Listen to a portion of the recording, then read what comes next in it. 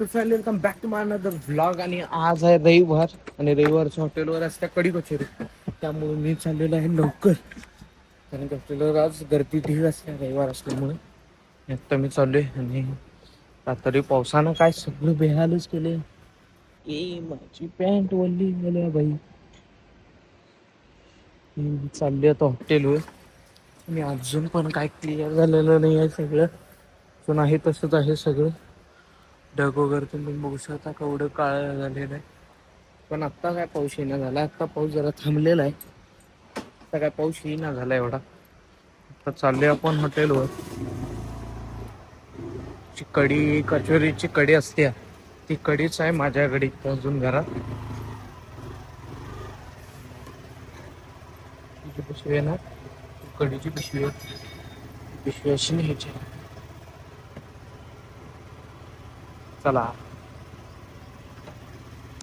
वर असल्यामुळे सकाळपासून हॉटेलवर गर्दी होती, त्यामुळे आत्ता नाश्ता करायला मी मस्तपैकी तर समोसा खायले मी. पाऊस तर काय ढीक पडायला का पाऊस, नुसतं पाऊस आलाय सकाळपासून. पाऊस तर जोरात आहे. मस्तपैकी आता समोसा खाऊया. सो काहीच आता लाईट गेल्या आणि मी इथं बनवालो आहे फोडणीचा भात, कारण की मला लागल्या भुका. तर त्यामध्ये मी आता इथं तेल कढवून घेतले आणि त्याच्यात कांदा टाकले आणि इथं भात जरासे हे करून त्याच्यात हळद टाकून घेतले. इकडे ती कढी आहे, कढी पण ठेवली आपण उकळायला. हे जरा लालूच पर्यंत त्याला हे करायचं.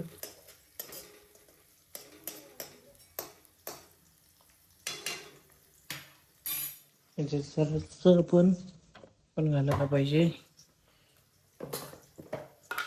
जरासं आपण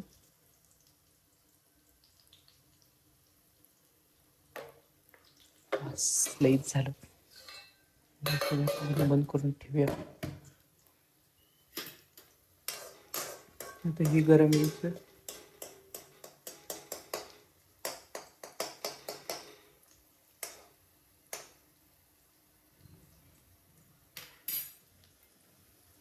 इथं कढी यायच्यात. मस्तपैकी खाऊया मी बनवलेलं तवा पुलाव. मस्तपैकी खाऊया.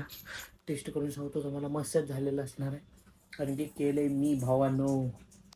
मस्तपैकी जेवायला जेवणात चपाती आणि झुणका आणि कढी आहे. मस्तपैकी जेवतो.